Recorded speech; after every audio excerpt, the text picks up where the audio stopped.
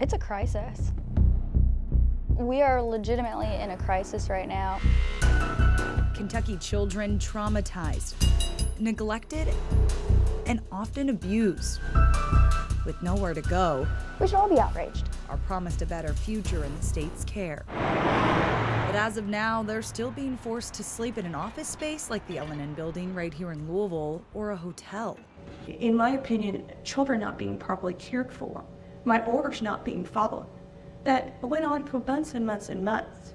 When Louisville Judge Gina K. Calvert found out this was a reality for children in the care of the Cabinet for Health and Family Services, she called it potentially illegal. She gave WDRB rare access inside her courtroom to increase transparency. We witnessed a case where a child was forced to stay at the L&N building for 8 nights last year. That the cabinet's not going to be able to hide behind the bed. The problem stems from a social worker shortage, more kids with extreme circumstances like sexual abuse and serious mental health issues, and a limited supply of facilities that can meet those specific needs. We're supposed to take care of kids. It shouldn't be that complex, but it ends up being really complex. In Frankfort, State Senator Danny Carroll proposed a new psychiatric youth facility to help. It would offer 16 beds with a $22 million price tag. My hope is we're going to go from being one of the worst states in this area to the best. But that's not enough. The state needs more beds. In July of last year, Cabinet Secretary Eric Friedlander said 87 kids were staying in these non-traditional placements when he testified in front of lawmakers. A WDRB open records request revealed that number is much higher than previously thought. State data shows from July 2022 to July 2023, 144 children spent at least one night at a hotel, state park, or state office space. And from then until February 1st of this year, 137 more kids found the same fate. That's a total of 281 children in less than 2 years.